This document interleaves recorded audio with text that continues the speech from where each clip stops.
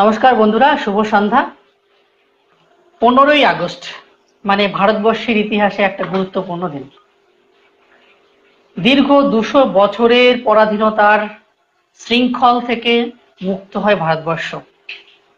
আসে স্বাধীনতা, অনেক বীর পুরুষ, মহান পুরুষের আত্মবলিদানের পর। আজকের আমাদের আলোচনার বিষয় সেই স্বাধীনতাকে কেন্দ্র করেই, যে শান্তি, যে পুরস্কার আমরা পাচ্ছি, যে যে আমরা পরিবেশ আমরা দেখতে পাচ্ছি, সেই বিষয়টিকে নিয়ে।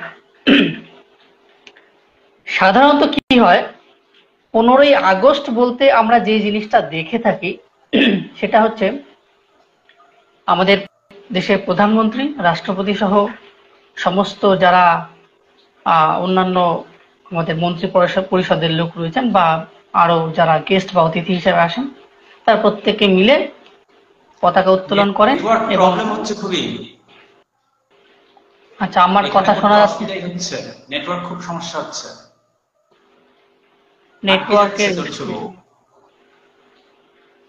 আচ্ছা আচ্ছা, তো কি করব? ওখান থেকেই কর। ওখান থেকে তো মানে তোর হচ্ছিল না, ল্যাপটপের আপডেট নিচ্ছিল, তো আপডেটে বসালাম, দিয়ে রেডি হয়নি এখনো।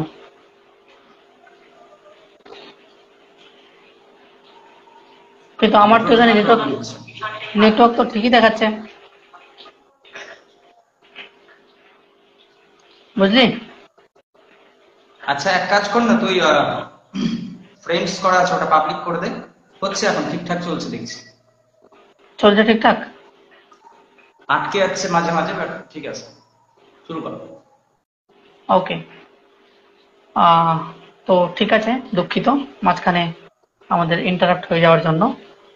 তো যেখানটাতে ছিলাম, যে স্বাধীনতা বলতে যে জিনিসটা আমরা জানি বা বুঝে থাকি, সেটা সবার চোখে আর কি সেটা প্রদর্শমান, যে জাতীয় পতাকা তোলা হয়, কিছু স্বাধীনতার মানে দেশাত্মবোধকমূলক গান বা সঙ্গীত, এই সমস্ত কিছু গাওয়া হয়, এবং সর্বোপরি হচ্ছে সমস্ত রাজ্যের বিষয়গুলো মানে তাদের সংস্কৃতিগুলোকে ডেমনস্ট্রেট করা, এ সমস্ত নানা জিনিস আর কি দেখানো। এইসব মিলিয়েই আমরা স্বাধীনতা দিবস উদযাপন করি, এবং আমরা খুব করে আনন্দ পালন করি যে আমরা 200 বছরের পরাধীনতার শৃঙ্খল থেকে মুক্ত হয়েছি।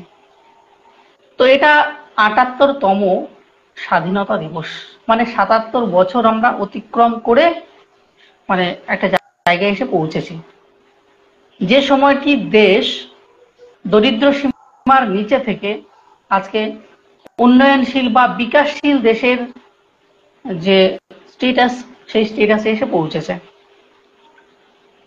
সুতরাং আমরা আমাদের এই দীর্ঘ 78টি স্বাধীনতা দিবস পালনের মধ্য দিয়ে আমরা অনেক কিছু অর্জন করেছি, আমরা পেয়েছি অনেক জিনিস আমরা হারিয়েছি। আর সর্বোপরি যে জিনিসটি আমাদেরকে বা আমাদের প্রত্যেককেই বিচলিত করছে কয়েকদিন থেকে, সেটা হচ্ছে একটি মেডিকেল স্টুডেন্ট, তার মৃত্যু। এটা ঘিরে সমস্ত রাজ্যে তথা সমস্ত দেশ তথা সমস্ত বিশ্ব বলতে পারি, কারণ দ্য গার্ডিয়ান পত্রিকার ফ্রন্ট পেজে কিন্তু এই খবরটি ছাপা হয়েছিল। এই বিষয়টি নিয়ে সারা দেশ বিচলিত। প্রত্যেক বছরই কোনো না কোনো ঘটনা আমাদের স্বাধীনতা দিবস পালনটাকে বা উদযাপনটাকে কোনো না কোনোভাবে স্তীমিত করে দেয়। তো এই বছরও আমাদের সেই জিনিস স্তীমিত করেছে, আমরা সেই সব আলোচনায় আসবো। আপাতত যে জায়গাটাতে আমি ফোকাস দেব সেটা হচ্ছে এই দীর্ঘ 200 বছর অতিক্রম করে আমরা যে জায়গাটাতে এসে উপনীত হয়েছি, সেটাকে আমরা স্বাধীনতা বলছি।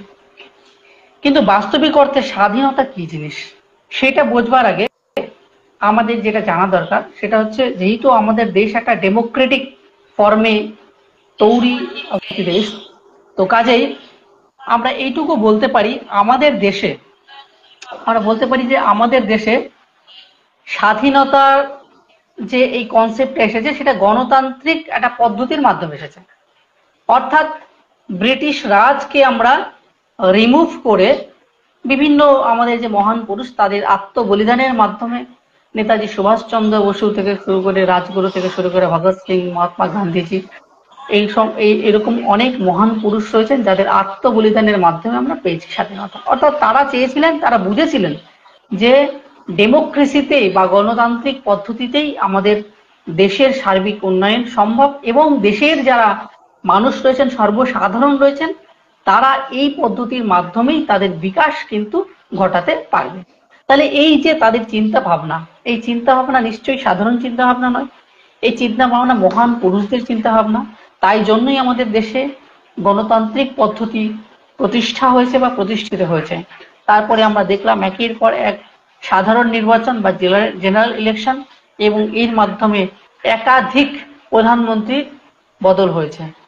কেউ 5 বছর থেকেছে, কেউ তার 5 বছরের কার্যকাল বা তার মেয়াদ পূর্ণ করতে পারেননি, আবার কেউ 5 বছরের কার্যকাল অতিক্রম করে 10 বছর তথা 15 বছর পর্যন্ত, অর্থাৎ 3টে টার্ম পর্যন্ত কিন্তু তার প্রধানমন্ত্রীত্বের পদকে আগলে রেখেছেন। এরকম উদাহরণও আমাদের রয়েছে। জওহরলাল নেহেরু থেকে শুরু করে তৃতীয়বারের মতো প্রধানমন্ত্রী নরেন্দ্র মোদীও শপথ গ্রহণ করেছেন। তো এই যে প্রধানমন্ত্রীর পদ বদল হচ্ছে, প্রধানমন্ত্রী মানুষটি বদল হচ্ছে, সেই আসনে একজন চলে যাচ্ছে, আরো আরেকজন আসছে, কিন্তু সেই একই আমাদের যে ধারা স্বাধীনতা দিবস পালনের, সেটা আমাদের অবিচল রয়েছে, সেটা চলে যাচ্ছে যেমনটি চলছিল তেমনটি। কিন্তু এই যে স্বাধীনতা বলে যে জিনিসটা আমরা উদযাপন করছি 15ই আগস্টে, তো সেই স্বাধীনতা বিষয়টা হচ্ছে গণতন্ত্র প্রতিষ্ঠাই কি স্বাধীনতা?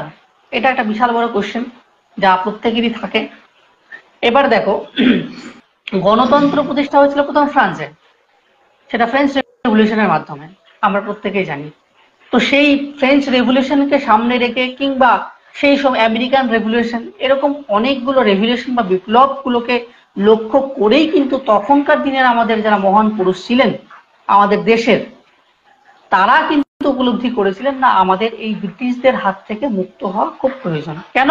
কারণ এরা যে শিক্ষাটা আমাদের দিচ্ছে সেই শিক্ষায় স্বাধীনতা নেই। সেই শিক্ষা একটা সীমিত শিক্ষা, কেরানি তৈরি করার বা কেরানি গঠনের শিক্ষা। তারা যে জিনিস আমাদেরকে প্রোভাইড করছেন সেটা কোনো কিছুই সম্পূর্ণ নয়। এই যে একটা অসম্পূর্ণ জিনিস আমাদেরকে দিচ্ছে, এতে আমরা স্বাধীন হতে পারছি না। আমাদের চিন্তা, আমাদের চেতনা, আমাদের ভাবনাগুলো স্বাধীন হতে পারছে না। তাহলে স্বাধীনতা কি? তো সেই একদম আমাদের মোক্ষম মুহূর্ত আমাদের কাছে উপস্থিত হলো।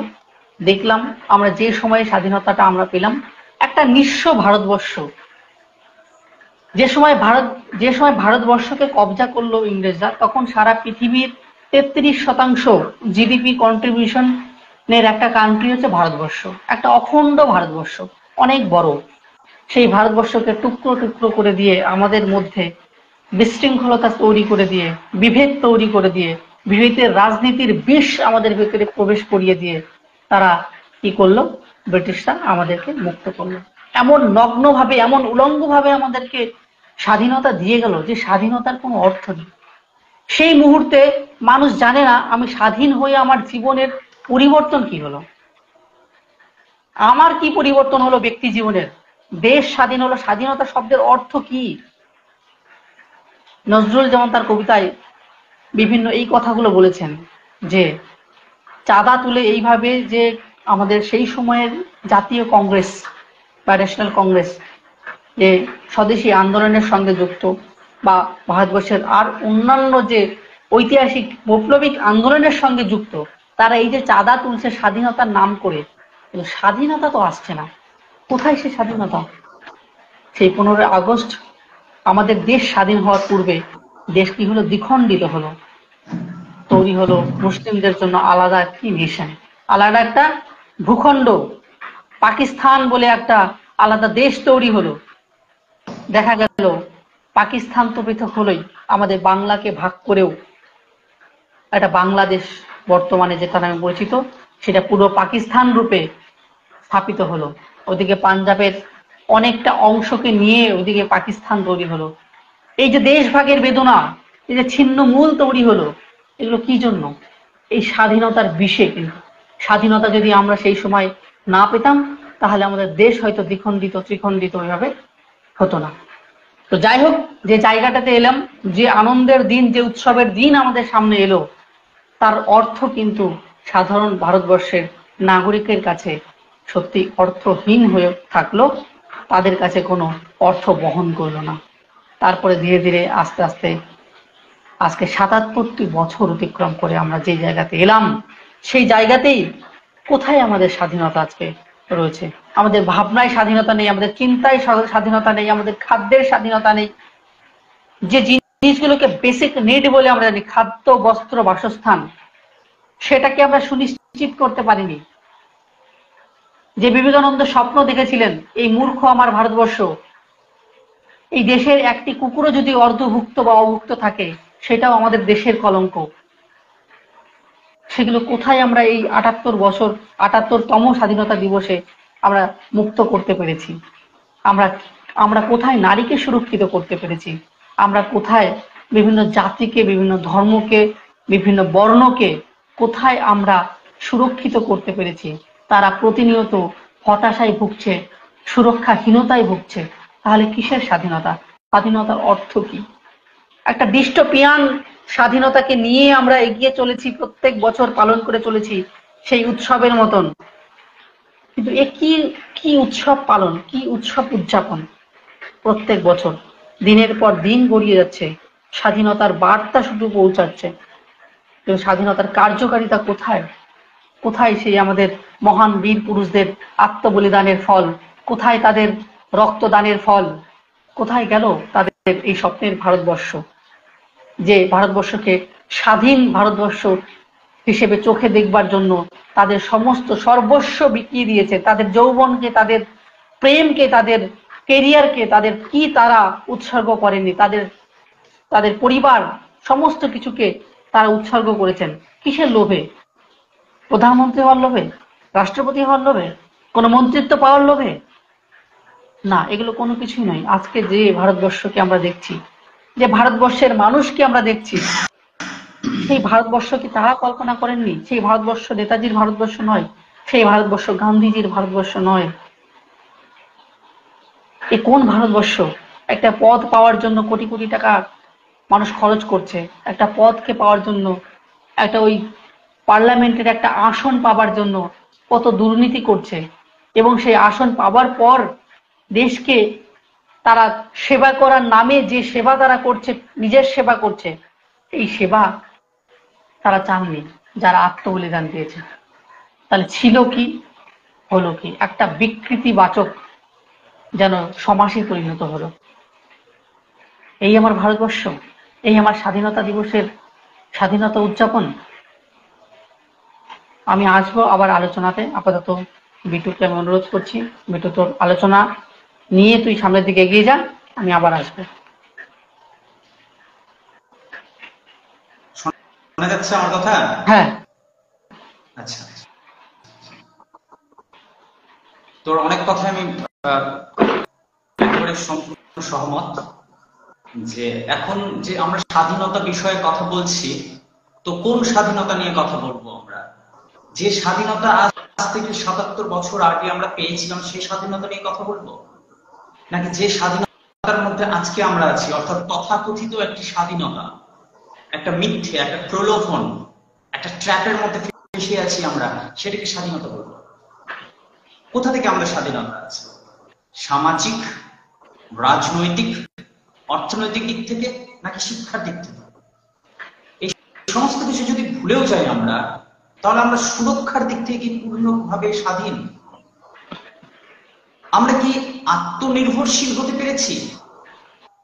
অথবা আমরা আমাদের রাষ্ট্রের উপর, রাষ্ট্রের জনগণের উপরে, দেশের উপর, দেশবাসীর উপরে নিশ্চিন্তে চোখ বন্ধ করে তাদের কাঁধে ভর করে চলতে পারি দু কদম? না, এ ভারতবর্ষ বিবেকানন্দের নয়, এ ভারতবর্ষ নেতাজির নয়, এ এক অন্য ভারতবর্ষ। এক ভারতবর্ষের ভেতরে অন্য আরেক ভারতবর্ষ জেগে উঠেছে। এরকমই যদি হতো তাহলে ইংরেজরা কোথায় খারাপ ছিল? ব্যস্ত ছিলাম। যদি আমাদের দেশেরই মানুষের কাছে আমাদেরকে বিক্রি হয়ে থাকতে হয়, একটা মিশ্রিত মানসিকতার মধ্যে আমাদেরকে বড় হতে হয়, প্রত্যেকটা মুহূর্তে নিজেদের জীবন নিয়ে সুরক্ষার অভাব অনুভব করতে হয়, তাহলে ব্রিটিশ পরাধীনতা মন্দ কি ছিল? এ বিষয়ে নিয়ে আমি কথা বলবো, তার আগে একটি কবিতা আমি পড়ে শোনাচ্ছি, ল্যাংস্টন হিউজের লেখা, এবং সেটিকে তর্জমা করেছেন শক্তি চট্টোপাধ্যায় এবং মুকুল গুহ। কবিতার নাম স্বাধীনতা। স্বাধীনতা কোনো দিনই আসবে না, না, আজ নয়, কোনো দিনই নয়, ভয় অথবা সমঝোতার মধ্যে। তার কারণ আমাদেরও তো অন্য সকলের মতন অধিকার রয়েছে, দু পায়ের ওপর দাঁড়িয়ে থাকার, দু কাঠা জমির মালিকানা। শুনে শুনে কান পচে গেল, সময়ে সবই হবে, কাল একটা নতুন দিন। মৃত্যুর পরে তো আমার কোনো স্বাধীনতার প্রয়োজন হবে না। আগামীকালের রুটি দিয়ে কি আজ বাঁচা যায়? স্বাধীনতা একটা শক্তিশালী বীজ প্রবাহ। বাঁচার জন্য, একটা বড় প্রয়োজনের জন্য, আমিও তো সেখানে বাস করি, তুমি যেখানে। তাই স্বাধীনতা আমার প্রয়োজন, তোমার যেমন। কারা বলছে এটা, এই কথাটি? কারা? যাদের পূর্বপুরুষেরা নিজেদের আত্মবলিদান দিয়ে, নিজেদের সময়কে নিজের হাতে গলা টিপে হত্যা করে এই দেশকে ব্রিটিশ রাজ থেকে মুক্ত করে আমাদের হাতে তুলে দিয়েছিল। তো সেই ভারতবর্ষ তো আজ নেই। ফলে এই প্রশ্ন তো কেবল বর্তমানে নয়, এটা যুগান্তরের জন্য। যেন ভারতবর্ষের বুকে এমন একটা কালো অভিশাপ নেমে এসেছে যেটা কিছুতেই সরতে চাইছে না। আইনি সংস্কার নেই, শাসন সংস্কার নেই। যে ঘটনাগুলো সচরাচর ঘটছে আমাদের রাজ্যে, এমন নয় যে শুধু আমাদের রাজ্যে ঘটছে, আজ এই রাজ্যে তো কাল ওই রাজ্যে, তো কাল ওই রাজ্যে, এগুলো ঘটছে। এগুলোর কেন্দ্রে যদি আমরা পৌঁছাই, কি সমস্যা হচ্ছে? আমরা কেউ কেন্দ্রে পৌঁছাচ্ছি না, আমরা সেটাকে অনুভব করতে পারছি না যেটা ঘটছে। আমরা বাহিরে থেকে সেই বিষয়গুলোকে দেখছি।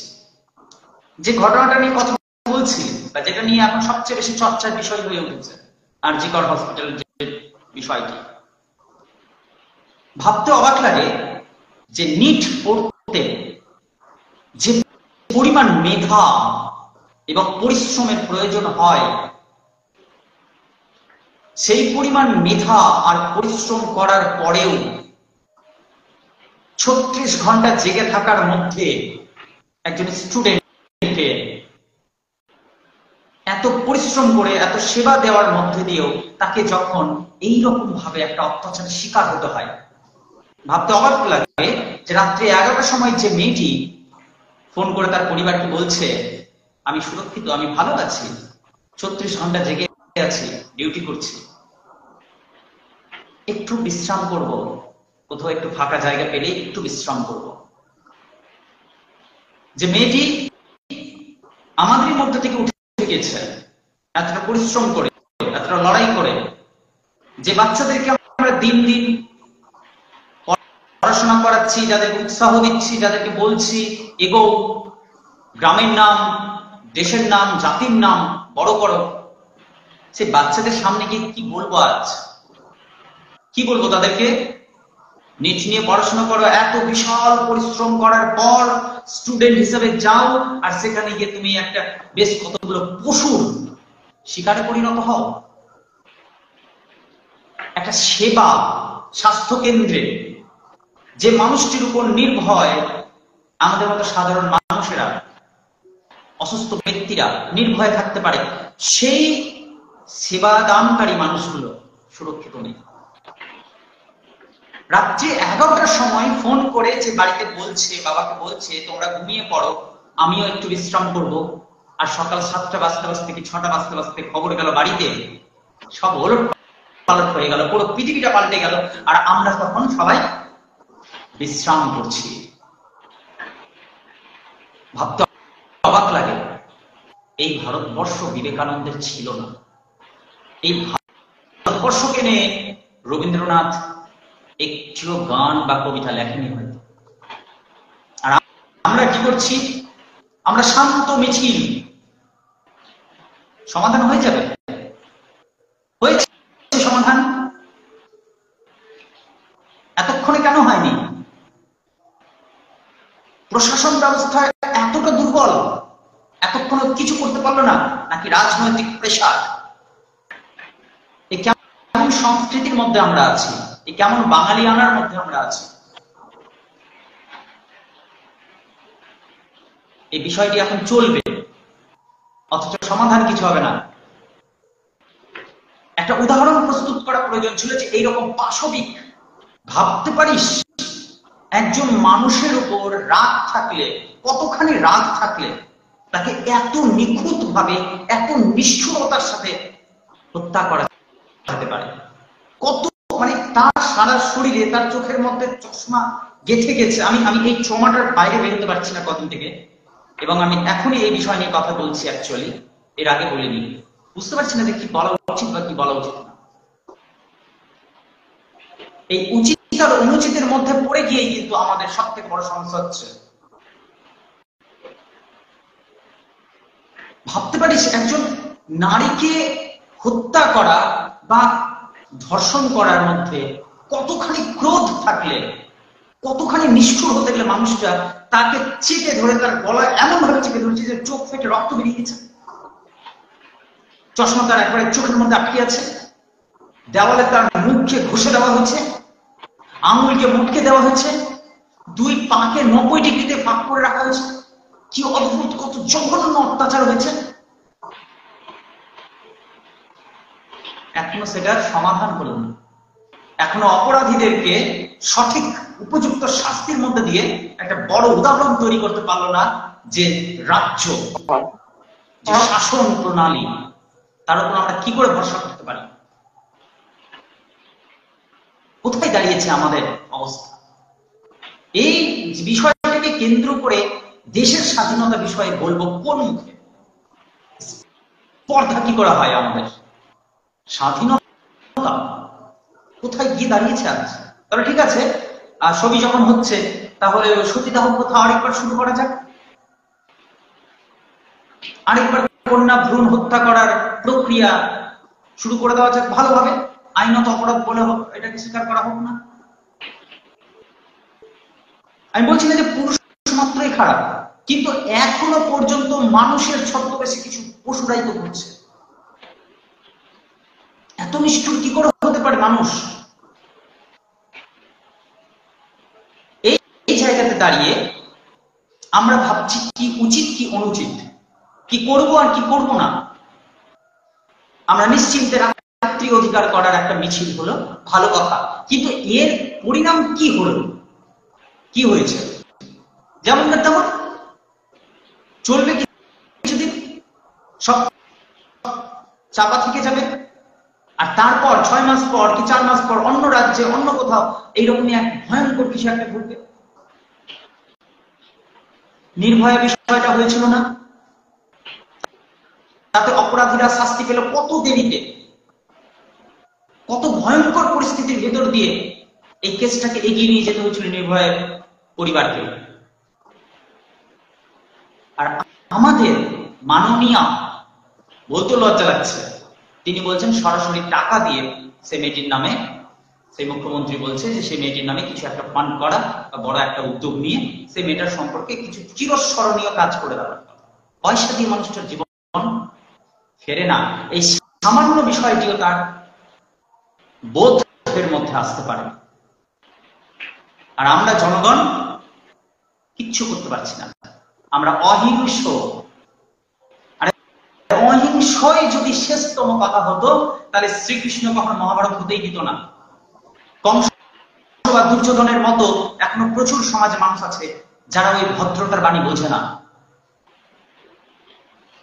আমি মানছি হাতের বদলে হাত আর মাথার বদলে মাথা নেওয়া শুরু হতে গেলে সমাজের মানুষ কোনো কিছু থাকবে না। কিন্তু এই মুহূর্তে আমার মনে হচ্ছে যে পুরো ভারতবর্ষটাকে দুমড়ে মুচড়ে শেষ করে দিলে খুব একটা খারাপ হবে না, পুনরায় সৃষ্টি হবে। নজরুল তো বলে গেছে না, প্রলয়ের পরে আসবে নতুন একটা দিন। তো আসুক সেই রকম দিন, একটা পরিষ্কার পরিচ্ছন্ন সমাজ ব্যবস্থা শুরু হোক, তার আগে সব শেষ হয়ে যাবে, গোড়া থেকে শুরু হোক আবার। আজকে শুধু এই সমস্যাটা নেই, রবীন্দ্র যুগেও এই সমস্যা ছিল। না হলে রবীন্দ্রনাথ ঠাকুর কি করে এই কথাটি বলতে পেরেছেন একটি প্রবন্ধে? ভারতবর্ষীয় সমাজ আমি পড়ে শোনাচ্ছি। ভারতবর্ষীয় সমাজ নামক প্রবন্ধে তিনি বলছেন, কেহ কেহ বলিবেন সমাজ তো আছেই, সে তো আমাদের পূর্বপুরুষ গড়িয়া রাখিয়াছেন, আমাদের কিছুই করিবার নাই, এইখানে আমাদের অধঃপতন হইয়াছে। আজকের কথা নয়। একটি দেশকে, একটি সমাজ ব্যবস্থাকে, একটি জাতিকে বড় করার জন্য সব থেকে বড় প্রয়োজন হচ্ছে নৈরাশ্যবাদকে হত্যা করে আশাবাদী হওয়া। অথচ আমাদের আশা আকাঙ্ক্ষা আছে কোথায়? আমরা স্বপ্ন দেখব কিভাবে?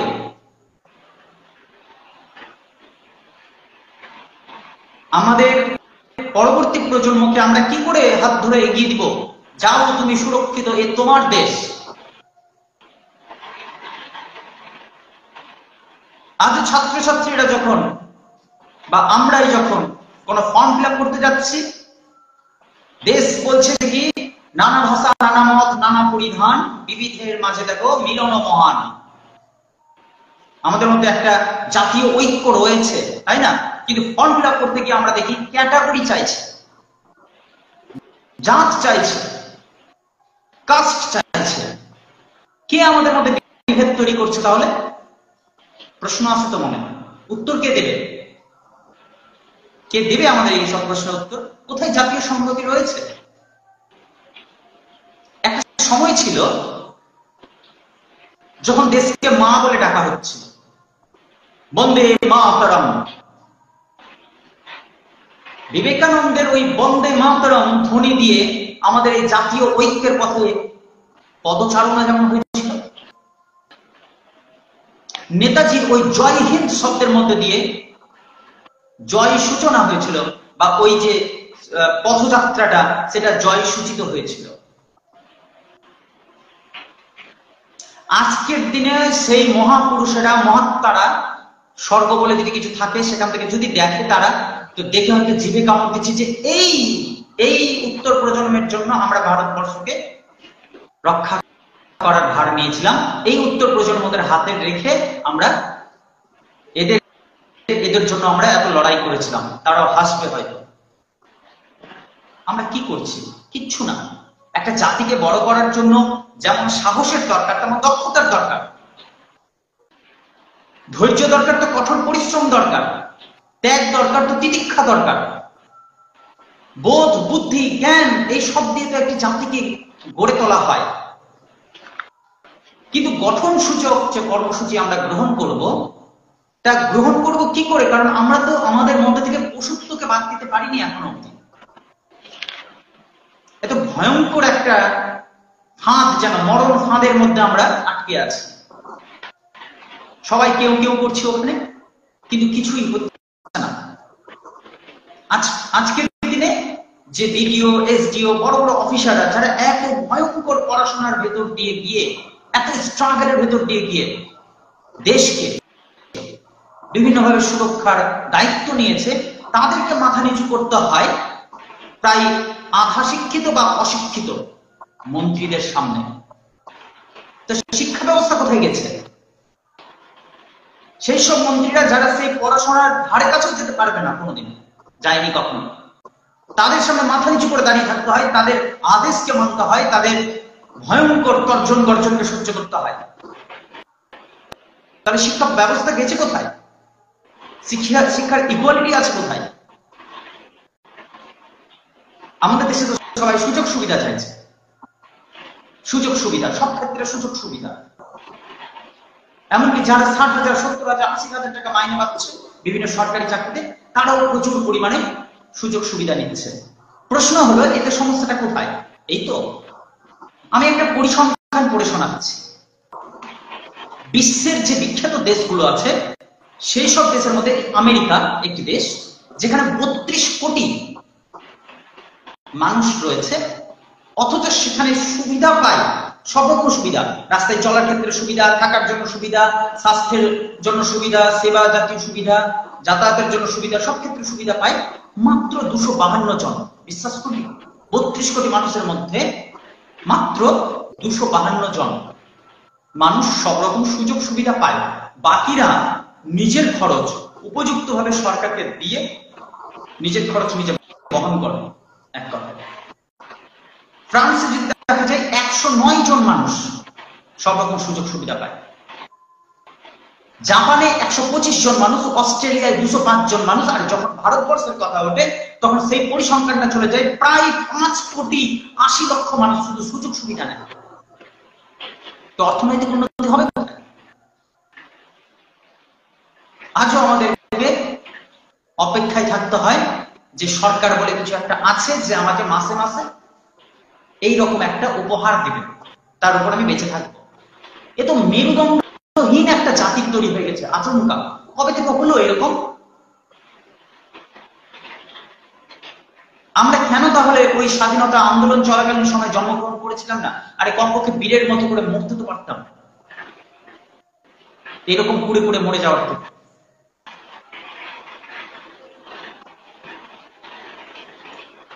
আমরা পূজা অর্চনা করি, এই যেমন আজকের দিন, আজকে মনসা পূজা গোটা বাংলা জুড়ে হচ্ছে। মনসা পুজো,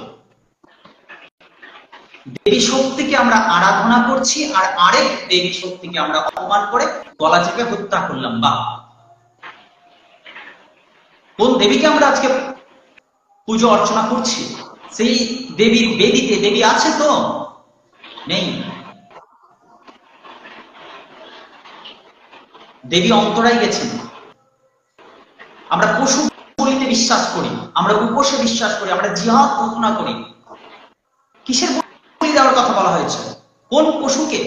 ভেবে দেখি আমরা আমাদের ধর্মীয় পথে গিয়ে এই দেশকে যদি সুরক্ষা দিতে হয় তো সবার প্রথমে নিজের ভেতরের পশু চিন্তাগুলোকে বলি দিতে হবে। উপোস করতে হলে খাদ্য নিয়ে উপোস হয় না, উপোস হয় সেই সমস্ত চিন্তা যা আমাদেরকে রিপুর মতো আঁকড়ে রেখেছে। ক্রোধ, লোভ, লালসা, কামনা, বাসনা, এই যে অতৃপ্তিগুলো, সেগুলোর উপোস দেওয়া দরকার। জিহাদ ঘোষণা করতে গেলে নিজের ভেতরের অন্যায় চিন্তাগুলোকে জিহাদ করতে। অথচ আমরা না ধর্মের দিক থেকে বড় হতে পারলাম, না কর্মের দিক থেকে, না নিজেদের ইতিহাসকে সম্মানিত করতে পারলাম, না ভবিষ্যৎকে সুরক্ষা দিতে পারলাম। কোথায় আছি আমরা? আজও আমরা 15ই আগস্টে হই হই রই রই করে মাইক বাজিয়ে দেশাত্মবোধক গান করে পতাকা উত্তোলন করে সাইকেলে মোটর বাইকে পতাকা নিয়ে দৌড়দৌড়ি করছি, আর পরের দিন সেই পতাকাগুলো, সেই ফ্ল্যাগগুলো রাস্তায় পড়ে থাকছে। ভয়ঙ্কর ভাবে মোটর বাইক চালিয়ে আমরা র্যালি করছি, চিৎকার করে আমরা বায়ু দূষণ করছি, শব্দ দূষণ করছি, কত অদ্ভুত অদ্ভুত ভাবে আমরা যখন স্লোগান করছি পরিবেশ রক্ষা করে, এই দেশ আমাদের, ইত্যাদি ইত্যাদি কথা বলছি। কথাগুলো বলার পরে আমাদেরকে দেওয়া হচ্ছে টিফিন, আর টিফিনে দেওয়া হচ্ছে প্লাস্টিকের বিভিন্ন ধরনের খাদ্যদ্রব্য। সেগুলো খেয়ে নিয়ে আমরাই আবার প্লাস্টিক গুলোকে ফেলে দিলাম যেখানে সেখানে। হয়ে গেল দেশ সেবা। দেশকে ভালোবাসতে গেলে দেশের মানুষকে ভালোবাসতে হয়। আর শুধু মানুষ নয়, মানুষের পাশাপাশি এই পুরো প্রকৃতিকে ভালোবাসতে হয়। পশু, পাখি, প্রকৃতি প্রত্যেকটা অংশ নিয়ে তো তৈরি হয়েছে এই পরিবেশ। এই পরিবেশের মধ্যে তো আমরা আছি। যদি পরিবেশ সুরক্ষিত না থাকে তাহলে কিসের দেশ? দেশ তো কোনো মাটি বা ভূখণ্ড নয়, দেশ তো মানুষ। মানুষকে বাদ দিয়ে, জীবনকে বাদ দিয়ে, এটা কি একটা একমাত্র এটা বন্ধা একটা জমি মাত্র, আর কিছুই না। দেশকে ভালোবাসা যাক, ন্যায় নীতি দিয়ে, কর্ম দিয়ে, পরিশ্রম দিয়ে। কারণ কেবলমাত্র বিপ্লবীরা নিজেদের রক্ত দিয়ে কিন্তু আমাদের এই দেশকে স্বাধীন করেনি। বিদেশি শক্তির হাত থেকে শুধু রক্ত দেয়নি, তারা দিয়েছে অনেক নারী, অনেক মায়েরা তাদের চোখের জল। আজ তাদের বংশ পরম্পরায় আমরা এই অদ্ভুত এক ভয়ঙ্কর একটা অবস্থা তৈরি করতে পেরেছি, সক্ষম হয়েছি আমরা।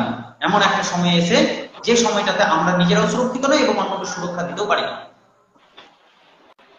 এই জায়গা থেকে একটি কবিতা আমার বড্ড পড়ে শোনানোর ইচ্ছা করছে এবং সেটা পড়িয়ে আমি শেষ করে দেব।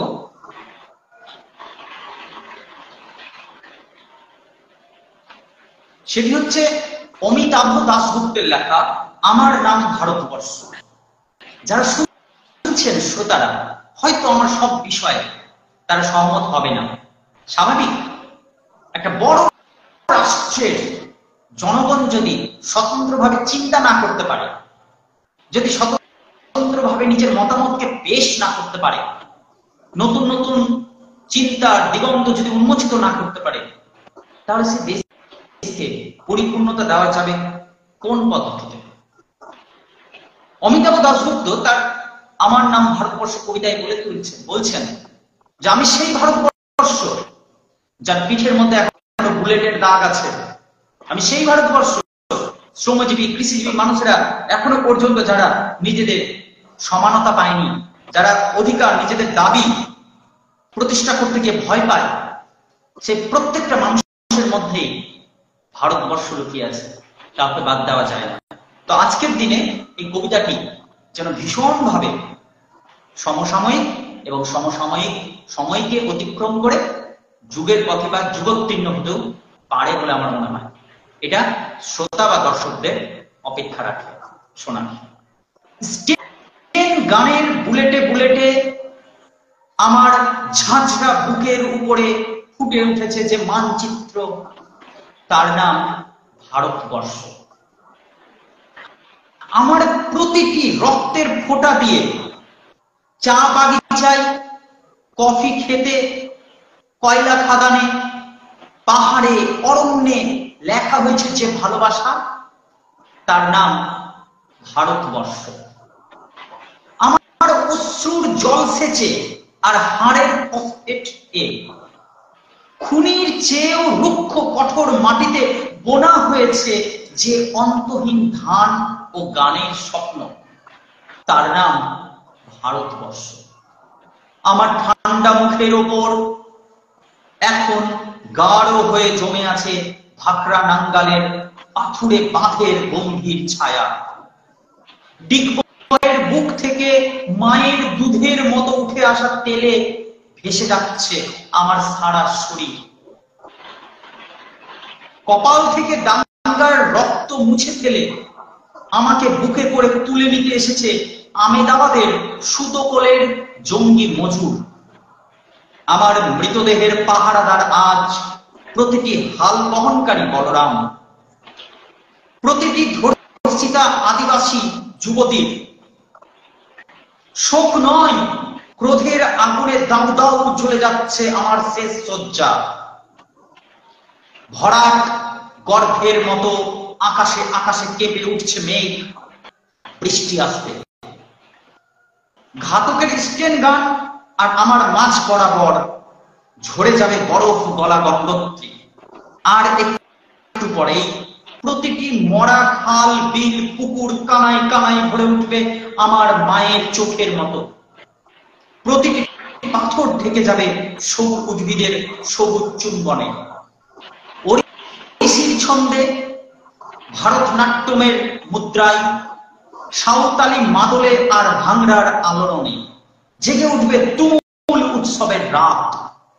সেই রাতে, সেই তারাই তারাই ফেটে পড়া মেহফিলের রাতে তোমরা ভুলে যেও না আমাকে, যার ছেঁড়া হাত, ফাঁসা জঠর, উপড়ে আনা কলজে, ফোটা ফোটা অশ্রু, রক্ত, ঘাম, মাইল মাইল অভিমান আর ভালোবাসার নাম স্বদেশ, স্বাধীনতা, ভারতবর্ষ।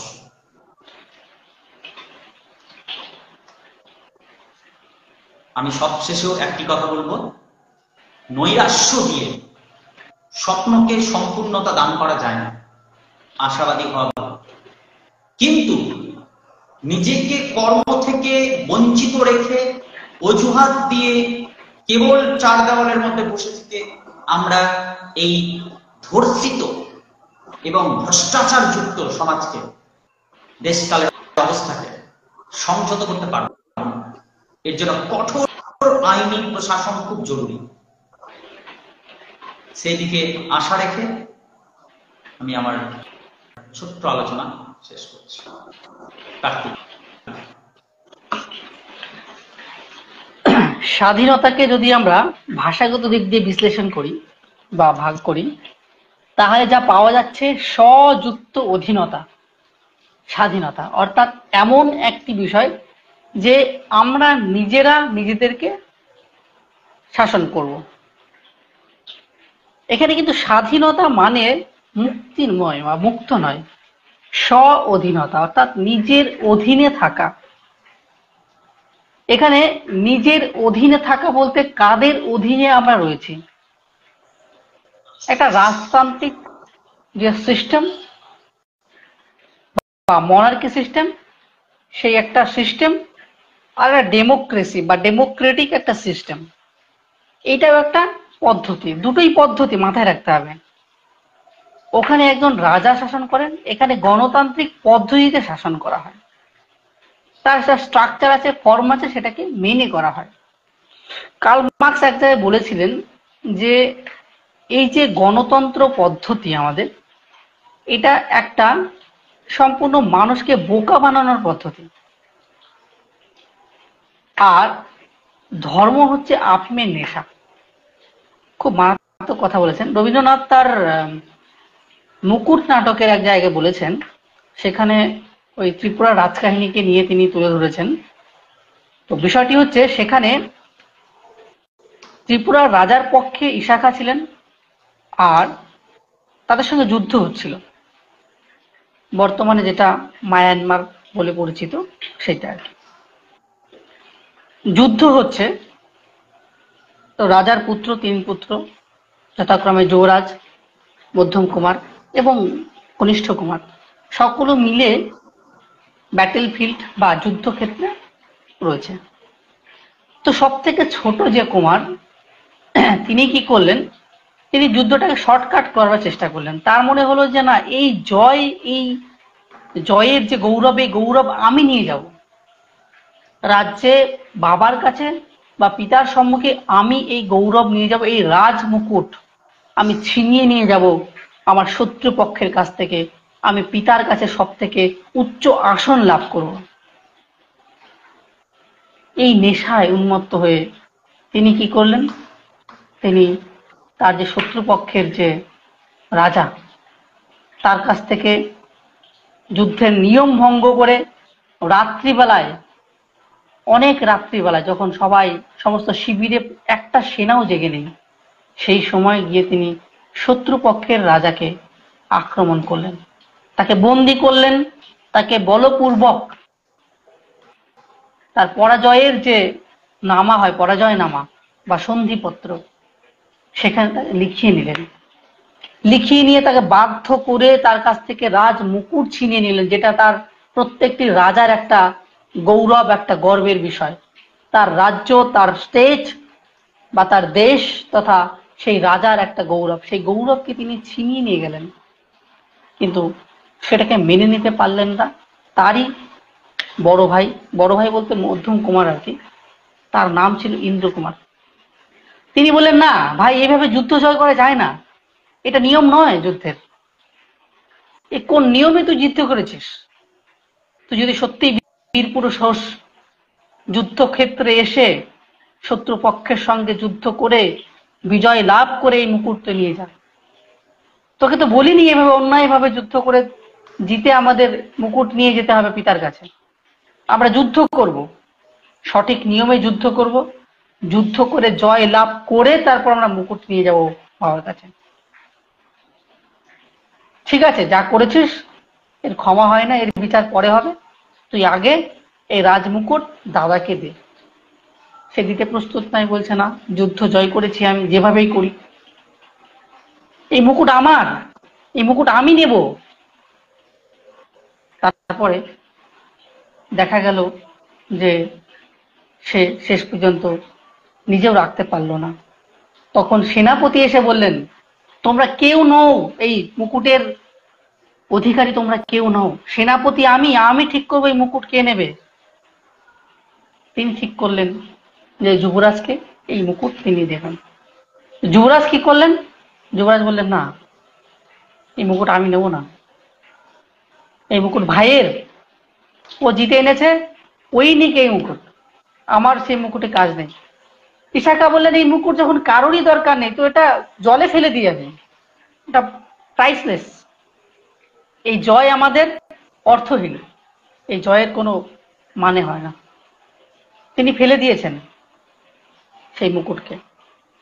কিন্তু ছোট কুমার, তিনি দেখলেন, না, আমার মান সম্মান তো আমি যা চেয়েছিলাম আমার প্ল্যান মাফিক কোনো কিছু হলো না। তার শত্রুপক্ষকে তিনি আবার সন্ধিপত্র লিখলেন, তিনি পত্র পাঠালেন যে দাদারা মোটামুটি প্রস্তুত হয়েছে বাড়ি ফেরবার জন্য, সমস্ত সেনারাও মোটামুটি প্রস্তুত হয়েছে, তারা বাড়ি ফিরে যাবে। এই মুহূর্তে যদি আপনি আমাদের সেনাদের উপর আক্রমণ করেন, আপনার জয় নিশ্চিত, আপনি আক্রমণ করুন। সঙ্গে সঙ্গে কি করলো, এই পত্র পেয়ে শত্রুপক্ষের যে রাজা, তিনি সসন্নে আক্রমণ করলেন যুবরাজকে এবং সেনাপতিকে।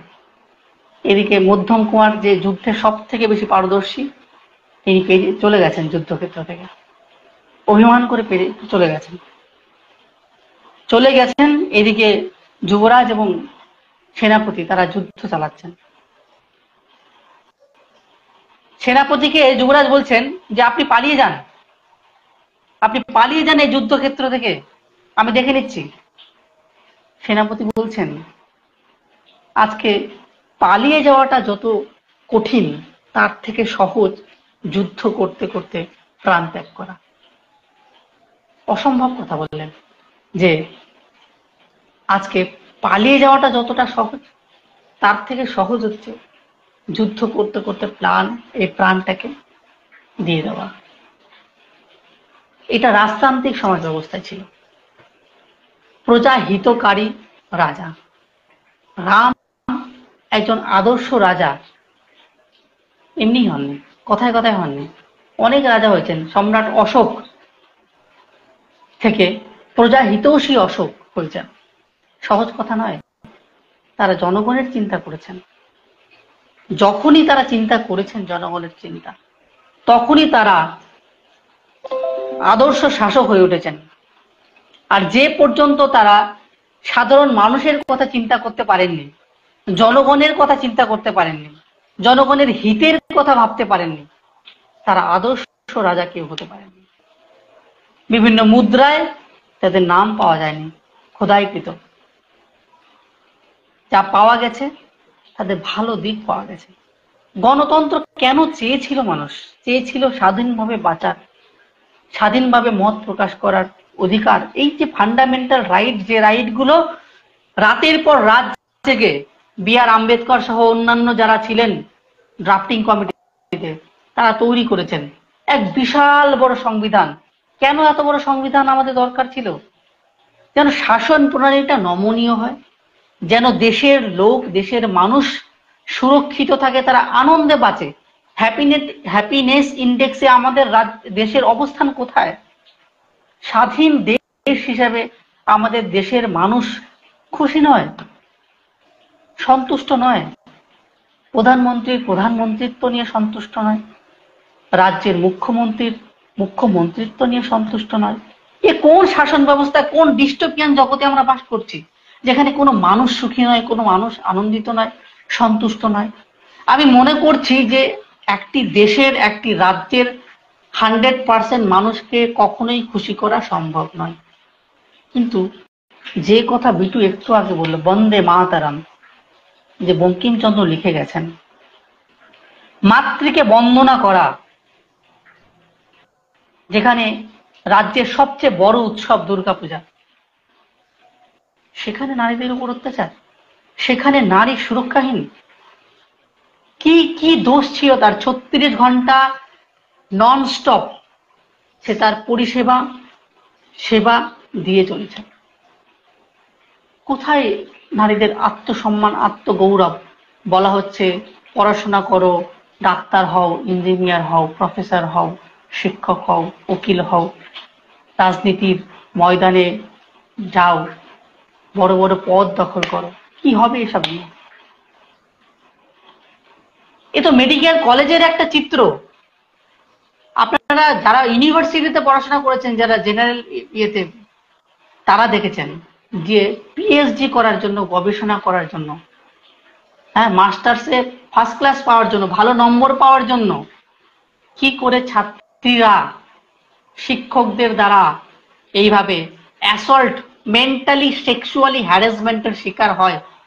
আমি খুব কড়া ভাষায় কথা বলছি, শারীরিক ও মানসিক নির্যাতনের শিকার হয়। এরকম হাজার হাজার লক্ষ লক্ষ মেয়েরা, নারীরা দেশের বিভিন্ন ক্ষেত্রে আজও শোষিত হচ্ছে।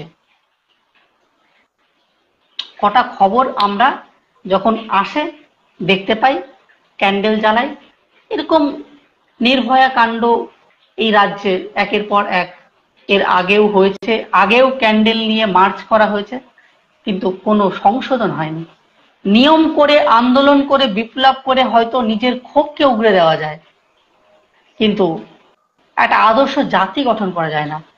দেশকে সবসময় গালাগাল করছি, আমাদের দেশ কেন জাপান নয়, আমাদের দেশ কেন আমেরিকা নয়, ইউরোপের বিভিন্ন সভ্য দেশের মতন কেন নয় আমাদের দেশ?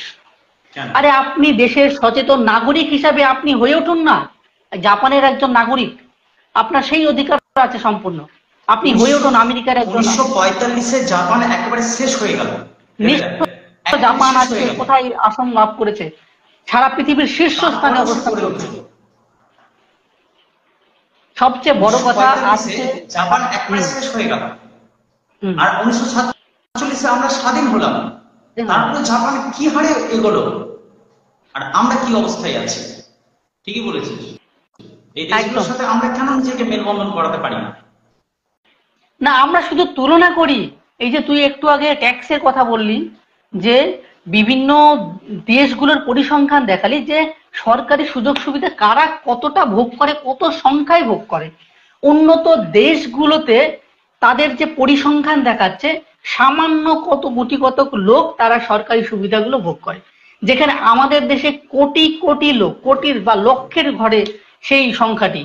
তাহলে ভাবা যায় যে লোকগুলো সাধারণ মানুষের কথা ভাবার জন্য পার্লামেন্টে গেছে বা সেই পদগুলোতে গেছে, তারা নিজেদের আখের গোজাচ্ছে, তারা নিজেরাই সরকারি পরিষেবা নিয়ে দেশকে নিঃস্ব করছে, দেশের ট্যাক্সের টাকাকে লুটছে ক্রমাগত। কি নেই তাদের? জাপানের প্রধানমন্ত্রী সাধারণ ট্রেনে, জেনারেল ট্রেনে তারা বে করছেন, বুলেট ট্রেনে তারা জার্নি করছেন যেন সময় বাঁচাবার জন্য। কি করে আমি আমার আর একটা দেশের আরো একটি কাজে বেশি সময় দিতে পারি? হ্যাঁ, যেখানে আমাদের ভিআইপিদের যখন যায়, স্কোয়াড যায়, সাধারণ মানুষ নিপীড়িত হয়। একটা পেশেন্ট দেখা গেল যাচ্ছে, রাস্তা বন্ধ, কেন? ভিআইপি পার্সন যায়, তার স্কোয়াড যাচ্ছে। আরে কে ভিআইপি বানালো? কে ওকে ভিআইপি? একটা গণতান্ত্রিক দেশে তার যে সিটিজেনশিপ, আমার সিটিজেনশিপের মতো কোনো ডিফারেন্স নেই। দেশের রাষ্ট্রপতি হচ্ছে প্রথম আমাদের দেশের সিটিজেন, তারপরে প্রত্যেকে আমরা সাধারণ নাগরিক। আজকে যদি ওনার পদের কার্যকালের মেয়াদ শেষ হয়ে যায়, উনিও কালকের দিনে সাধারণ নাগরিক।